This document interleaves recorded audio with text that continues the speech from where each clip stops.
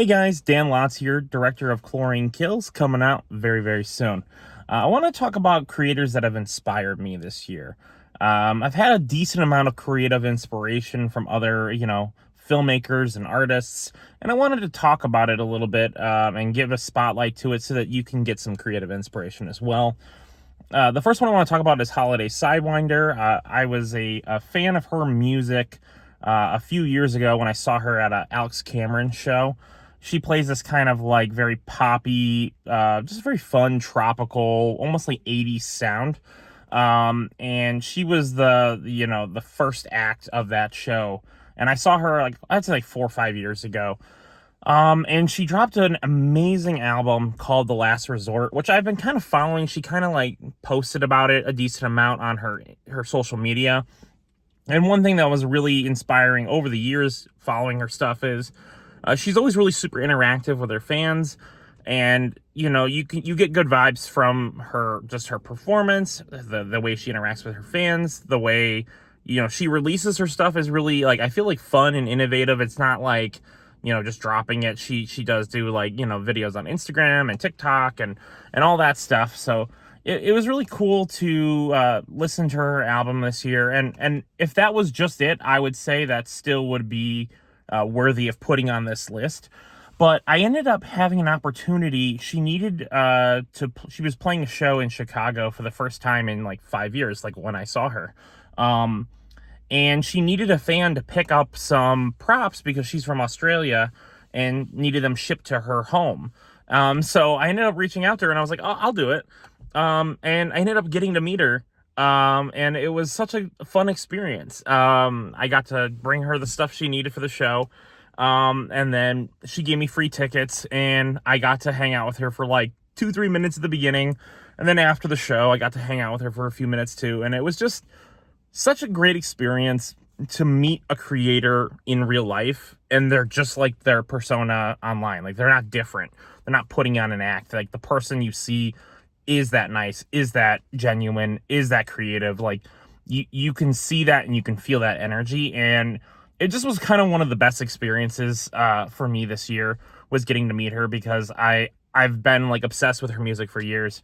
So it was kind of cool to kind of put the person and the music together and get to meet her. So that was one of my biggest creative inspirations this year. Another one that I've been finding more recently, like in the last few months, is a creator called Value Select. He's a YouTuber. He's also a musician, but he does like skits as well.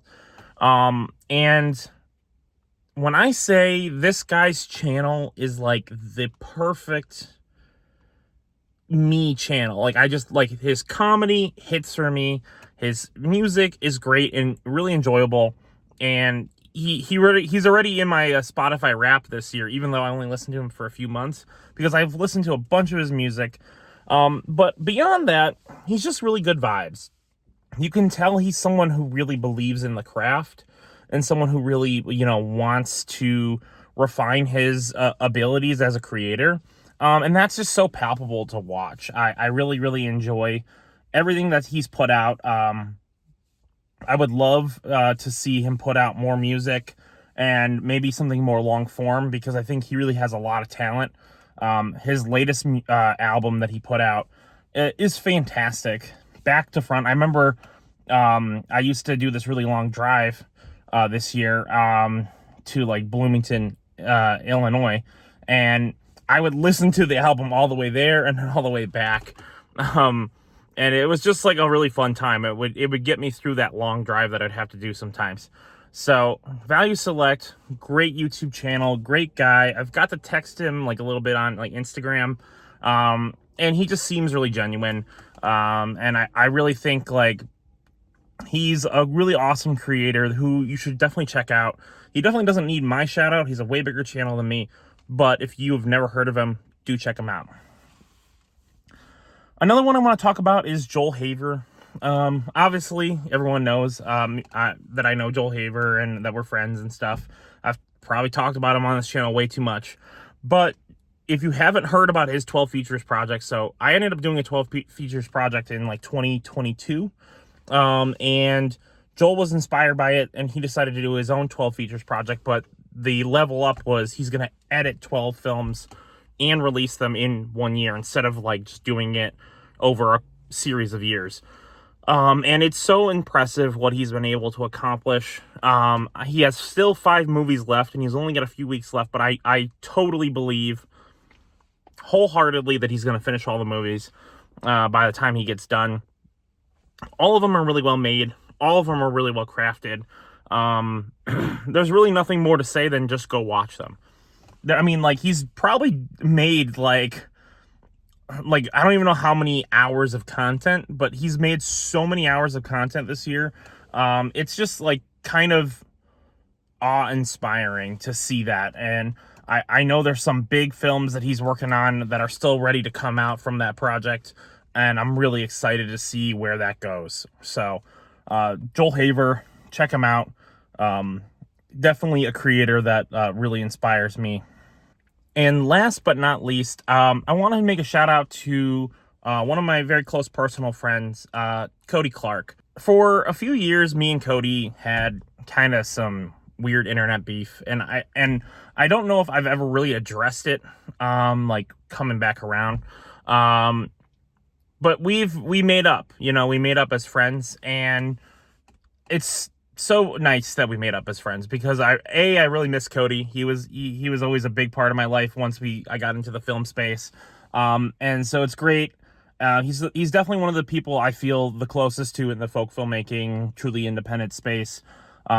He's really sort of a kindred spirit in terms of like creativity. And he just put out a film called Apocalypse Beach.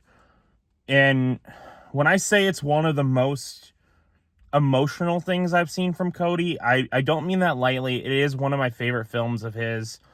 And genuinely, it taps into an emotion I don't feel that most filmmakers have tapped into.